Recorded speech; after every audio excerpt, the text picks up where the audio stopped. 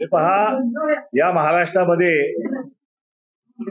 या ओबीसीच्या आरक्षणाचं 3-13 होताना सगळ्या ओबीसी आणि भटक्या मुक्त समाजाचा डोळ्यानं पाहिलेलं आहे, किंवा देशानं पाहिलेलं आहे.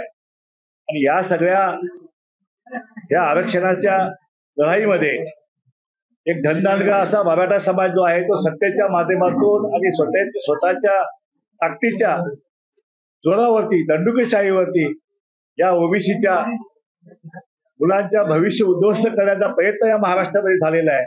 आणि त्यामुळे उद्विग्न होऊन हा ओबीसी आणि भटका विमुक्त समाज जो आहे तो आता या सत्तेच्या माध्यमातून या लोकांनी आमच्या आरक्षण सत्यानाश केलेला आहे. ही सत्ता जी आहे आता ओबीसी आणि भटके मुक्त या मागासवर्गीय जमाती ह्या सगळ्या मिळून ही सत्ता जी आहे उलटून टाकून आता या ठिकाणी ओबीसी आणि भटके मुक्त आणि बारामुक्त राज्य जे आहे तो आणायचा निर्णय जो आहे तो आजच्या बैठकीत झालेला आहे. आणि त्यासाठी या ओबीसी आणि भटक्या मुक्तांचा स्वतंत्र पक्ष जो आहे तो पक्ष या महाराष्ट्रामध्ये स्थापन करण्याचा निर्णय जो आहे तो या ठिकाणी आम्ही केलेला आहे. अशा प्रकारचा ठराव जवळपास 250 जमातीचे अध्यक्ष जे आहेत त्या समाजाच्या अध्यक्षांनी मिळून या ठिकाणी तो ठराव संमत केलेला आहे. येणाऱ्या सर्व निवडणुका ज्या आहेत त्यामध्ये लोकसभा आली, त्यामध्ये विधानसभा आली, या दोन्ही निवडणुका ज्या आहेत त्या ताकदीनं जे आहे या ओबीसी समाज बांधव जे आहेत ते गावागावामध्ये दडल्याशिवाय राहणार नाहीत. आणि कुठल्याही परिस्थितीत या प्रस्थापित समाजाविरुद्ध ही आता आरक्षणाची लढाई आता राजकीय लढाईपर्यंत नेऊन ठेपलेली आहे. आणि ही लढाई सुद्धा जी आहे ती आम्ही जिंकल्याशिवाय राहणार नाही. कारण ओबीसी आणि भटके मुक्त आणि यांची संख्या जर बघितली तर ती जवळपास 60-65% आसपास जी आहे ती त्या ठिकाणी आहे. आणि तरी सुद्धा जे आहे या ठिकाणी या भटक्या मुक्त आणि ओबीसीचे आमदार जे आहेत ते निवडून येऊ देत नव्हते. त्याला पाडण्याचं राजकारण इतके वर्ष झालं. या कोकणच्या पट्ट्यात बघितलं तर त्या ठिकाणी 80-85% ओबीसी आहे, पण सगळे आमदार जवळपास मराठा, सगळे खासदार मराठा. अशा प्रकारे आमचं या लोकशाहीने दिलेला बाबासाहेब आंबेडकर घटनेने दिलेला आम्हाला अधिकार जो आहे त्या अधिकारातून सुद्धा ह्या सत्तेचं जे काय वाटा जो आहे तो आमच्यापर्यंत येऊ दिलेला नाही. आणि म्हणून आम्ही सत्तेपासून वंचित राहिलो. आणि शेवटी आमच्या आरक्षण जे आमच्या मुलाबाळांचं जे काय गरिबांचं आरक्षण त्याचा सुद्धा घास त्या सत्तेच्या माध्यमातून घ्यायची पाळी आली. त्यावेळी मात्र आम्हाला पक्ष स्थापन करण्याशिवाय आमच्याकडे दुसरा पर्याय नव्हता. म्हणून आज रोजी आम्ही सगळ्यांनी मिळून या ठिकाणी ओबीसीचा पक्ष जो आहे तो पक्ष आम्ही स्थापन करण्याची निर्णय केलेला आहे. थोड्या दिवसात त्याची सगळी घटना वगैरे सगळे जे आहे त्याच्यासाठी आम्ही 15 जणांची स्टिअरिंग कमिटी जी आहे ती सुद्धा आम्ही नेमलेली आहे. आणि त्यामुळं या उद्याच्या महाराष्ट्राच्या राजकारणामध्ये या ठिकाणी ओबीसीचा आणि भटक्या मुक्तांचा एक नवीन राजकीय प्रवास नवीन राजकीय पर्व जे आहे ते या ठिकाणी सुरू झालेलं या महाराष्ट्राला नव्हे तर उद्या देशाला या ठिकाणी पाहायला मिळेल. कारण ही लढाई जी आहे ही लढाई लढायची आमची खरंच इच्छा नव्हती, पण 75 वर्षामध्ये आमच्या वाट्याला जे आलं ते पाहून या ठिकाणी कुणीही जे आहे कुणीही या उद्विग्न अवस्थेमध्ये जाऊन या प्रस्थापितांच्या विरुद्ध आता ही राजकीय लढाई जी आहे ते रणशिंग आम्ही आज फुंकलेलं आहे. आम्हाला कल्पना आहे की आमच्याकडे साधनं नाही आहेत, आमच्याकडे पैसा नाही आहे, पण आमच्याकडे लोकशक्ती आहे, आमच्याकडे मतांची आमची शक्ती आहे, ती वोट बँकची आमच्याकडे आहे. या मराठा वोट बँकेवरती जे काही राजकारण झालं गेलं आतापर्यंत त्या मराठा वोट बँकेसाठी आमच्या आरक्षणाचा घास घेईपर्यंत या ठिकाणी षडयंत्र रचण्यात आलं. आणि आता त्यामुळं आता आमचा पक्ष जो आहे तो 60% मतदानाची वोट बँक असलेला पक्ष आहे. त्यामुळे आमच्या पक्षापुढं आता इतर कुठल्याही पक्षाचा कितीही वर्ष जुना पक्ष असेल त्याचा विभाव लागेल अशी सुतराम शक्यता नाही. आमच्यासोबत आम्ही आमच्या ठरावामध्ये म्हटलेलं आहे की आमच्यासोबत ज्या दलित संघ म्हणजे जे आरक्षणवादी आहेत ज्या संघटना आहेत, उदाहरणार्थ प्रकाश आंबेडकरांचा पक्ष आहे त्याला आम्ही आव्हान यापूर्वी केलेलं आहे, आजही आम्ही आव्हान करतोय की या सत्तेच्या संपादनाच्या लढाईमध्ये या सगळ्या दलित बांधवांनी या सगळ्या ओबीसी आणि भटक्या मुक्तांच्या सोबत आपण या ठिकाणी येऊन लढावं. आणि या सत्तेमध्ये जे आहे त्यामध्ये आपला सुद्धा वाटा जो आहे तो वाटा त्या प्रमाणात जिसकी संख्या भारी उसकी उतनी भागीदारी या पद्धतीनं या होणाऱ्या सत्तेचं जे आहे ते वाटप आम्ही केल्याशिवाय राहणार नाही. आणि म्हणून माझी विनंती आहे ज्या काही प्रमुख संघटना असतील काही सेकंड कॅटेगरीचे दलित बांधवाचे हे असतील, काही संघटना असतील, त्यांनाही मी आवाहन करतो की आपणही आता या राज्याला बाहेर काढूया. अशा प्रकारचं आव्हान जे आहे ते आव्हान मी सगळ्या दलित बांधवांना करत आहे, ओबीसी बांधव आणि यांना सांगत आहे की गेले 2 महिन्यापासून भयंकर प्रेशर होतं की आता कुठल्याही ओबीसीचा पक्ष काढणं आवश्यक आहे, पक्ष काढणं आवश्यक आहे. परंतु गेल्या 2 महिन्यापासून आम्हाला ते शक्य होत नव्हतं. एकीकडे भुजबळ साहेबांचा आम्ही त्रास पाहत होतो आणि दुसरीकडे वेळ निघून चालली होती. त्यामुळे आजच्या बैठकीमध्ये आज वास्तविक तसा काही आज विषय जास्त नव्हता हा, परंतु आजच्या बैठकीमध्ये फार मोठं प्रेशर जे आहे सगळ्या कार्यकर्त्यांनी भूमिका घेतली की आज पक्ष जर नाही काढला तर आम्ही इथून पुढे मुळीच गावी जाणार नाही. अशा प्रकारची भूमिका जी आहे ती भूमिका कार्यकर्त्यांनी घेतली आणि कार्यकर्त्यांच्या दबावापुढे जे आहे आम्हा सगळ्या नेत्यांना आज हा निर्णय आम्हाला घेण्यास भाग पडलेला आहे. आता हा निर्णय आम्ही घेतलेला आहे आणि आता आमची जंग आहे, ही लढाई आमची सुरू झालेली आहे. विजय आमचाच होणार आहे. वोट बँक आमचा आहे. राजकारण जे आहे कसं करायचं ते आम्हालाही कल्पना आहे, आम्हालाही बाळकडू आहे त्या ह्या लढाईचं. त्यामुळं ह्या सगळ्या लढाईमध्ये आता विजय हा ओबीसी भटक्यामुक्त आणि दलितांचा जो आहे तो झाल्याशिवाय राहणार नाही. सत्ता जी आहे ती आता महाराष्ट्राची ही दलित ओबीसी भटक्यामुक्त बांधवांच्या हातात आलेली तुम्हाला सगळ्यांना झालेली दिसेल. छगन भुजबळांची या संदर्भात काय भूमिका असणार? छगन भुजबळ साहेबांचा विषय आमचा या ठिकाणी झाला की भुजबळ साहेब आज एकमेव मंत्री त्या ठिकाणी आहेत आणि ओबीसीच्या साठी ते लढत आहेत त्या ठिकाणी.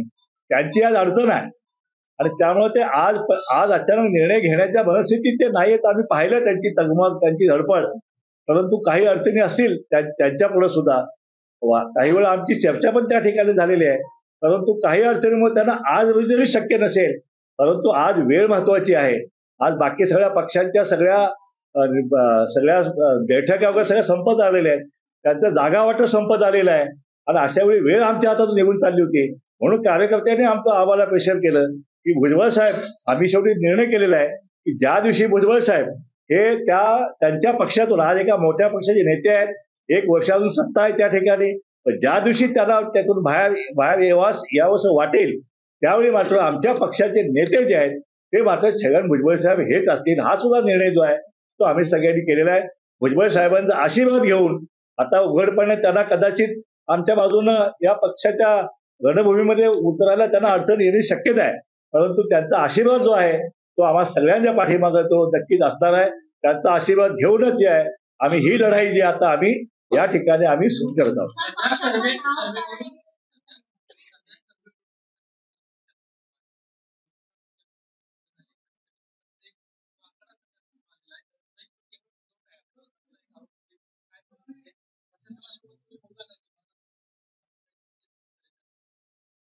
तेव्हा मागच्या दिवसात जे काही सर्वेक्षण झालेलं आहे मराठा समाजाचं, हे सगळं बोगस सर्वेक्षण झालेलं आहे. ज्यांचा बंगला आहे त्यांनी झोपडी सांगायची, ज्यांच्याकडे बागा आहेत, द्राक्षाच्या बागा, उसाच्या वेळी त्यांनी सगळ्यांचं आम्ही वेठवेगळं, आम्ही शेतमजूर आहे, आम्ही हे आहे ते आहे. आणि अशा वेळी हा जो खोटा जो सर्वेक्षण झालेला आहे या ठिकाणी त्यांना वाटलं की त्यांनी लिहिलं, त्यांनी सांगितलं आणि त्या अधिकाऱ्याला लिहिलं म्हणजे सगळा संपला विषय. असं होत नाहीये. त्या ठिकाणी आधार कार्ड जे आहे प्रत्येक मराठा समाज बांधवाने त्याचं आधार कार्ड त्यात लिहिलेलं आहे आणि आपल्याला कल्पना असेल की प्रत्येक आधार कार्डाशी त्याचा बँक अकाउंट जो आहे तो लिंक झालेला आहे, त्याची प्रॉपर्टी लिंक झालेली आहे, त्याची शेती लिंक झालेली आहे. त्यामुळं कुणीही खोटी माहिती दिली असली तर हे सर्वेक्षण जे आहे हे सर्वेक्षण उद्या या सगळ्या ओबीसी आणि भटक्यामुक्त संघटना ज्या आहेत त्या चॅलेंज केल्याशिवाय राहणार नाही आणि ज्याचं आधार कार्ड ज्या लिंक केलं जाईल त्या ठिकाणी त्याची खरी माहिती जी आहे ती आपोआपच समोर येणार आहे. त्यामुळे हे सर्वेक्षण जे आहे या सर्वेक्षणमध्ये मराठा समाजाने जी काही चूक केलेली आहे त्याला चूकला भाग पाडलेला आहे की तुम्ही खोटी माहिती द्या, पण आधार कार्ड मात्र खरा दिलेला आहे. त्यामुळं हे सर्वेक्षण, हे बोगस सर्वेक्षण काही दिवसात तुम्हाला समजून सत्य समोर येईल आणि ज्यांनी कोणी खोटी माहिती दिलेली आहे त्यांच्यावर सुद्धा कारवाई होणार आहे आणि ज्या अधिकाऱ्यांनी खोटी माहिती लिहून घेतलेली आहे त्यांच्यावर सुद्धा कारवाई झालेली आपल्याला कळेल.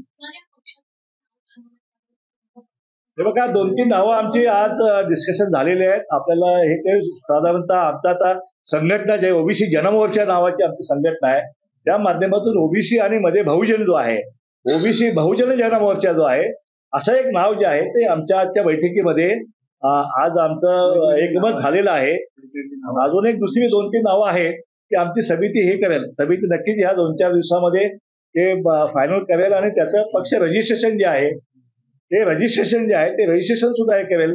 तर एक आपला मी आश्वासन देतो की हा पक्ष जो आहे फुले शाहू आंबेडकर अहिल्यादेवी होळकर यांच्या विचारानं चालणारा हा पक्ष असेल आणि हे या निवडणुकीच्या माध्यमातून जी काही सत्ता मिळेल ही शेवटच्या घटकापर्यंत जे आहे ते पोहोचवण्याचं काम जे आहे तो हा पक्ष करणार आहे.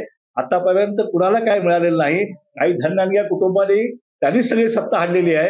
येऊन गरीब मराठ्यांना सुद्धा या ठिकाणी काही मिळालेलं नाही. त्या गरीब मराठ्यांची गरिबी सुद्धा जी आहे ती आमची सत्ता आल्यानंतर त्यांची गरिबी सुद्धा हटवण्याचा निर्णय जो आहे तो आमच्या आजच्या बैठकीत झालेला आहे.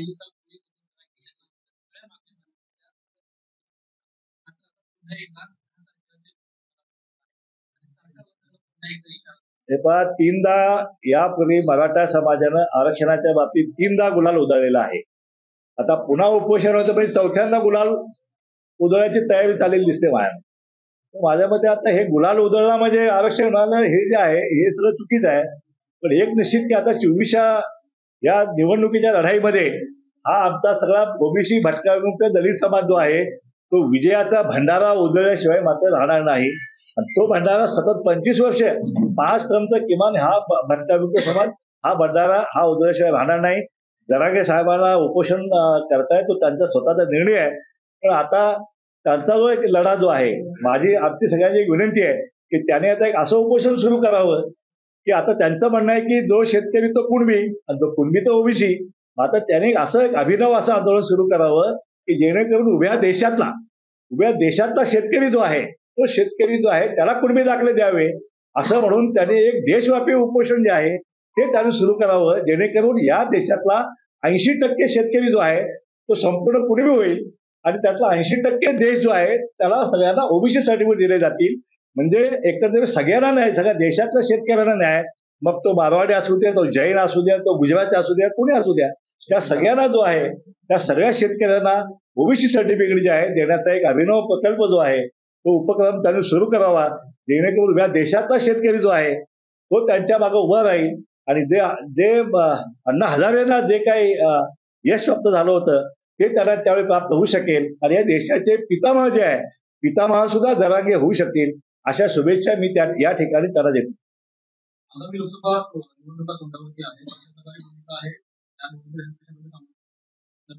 हे पहा, लोकसभेच्या निवडणुकाला अजून वेळ आहे. अजून जवळ 2-3 महिने वेळ आहे. हे निवडणुका साधारणतः एप्रिलच्या शेवटच्या आठवड्यात किंवा मेच्या पहिल्या आठवड्यात येतील. आत्ताच आमच्या या ठिकाणी ज्यावेळेला लोकसभेच्या निवडणुकीला कुणाला लढवायची इच्छा आहे जवळपास 15-20 हात याच वेळी आता हे झाले होते. त्यामुळे लोकसभेच्या ज्या मतदारसंघामध्ये आमच्याकडे उमेदवार तयार होतील त्या मतदारसंघामध्ये आमचे उभं राहतील.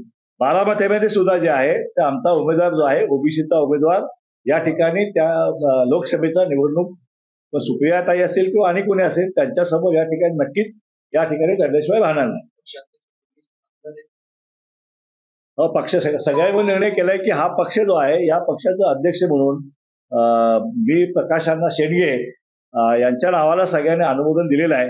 बाकी आमच्यासोबत प्राध्यापक टीपी मुंडे साहेब आहेत, ते वंजारी समाज आहे, इथं भावकर साहेब कुणबी समाज आहे, इथं आगरी समाज आहे, इथं डॉक्टर बीडी चव्हाण या ठिकाणी बंजारा समाजाचे आहेत, या ठिकाणी भागवत साहेब आहेत, तिथं माळी समाजाचे आहेत, भोसेकर लिंगायत समाजाचे या ठिकाणी आहेत, आमचे कुरेशीजी मुस्लिम ओबीसी समाजाचे आहेत. अशा प्रकारे सगळ्या समाजाचे आहेत. भंडारी समाज आहे, सगळ्या डाफळे साहेब आमचे कुणबी समाजाचे आहेत, वडार समाज आहे, रामोशी समाज आहे, सगळ्या समाजाचे नेते या ठिकाणी आलेले आहेत.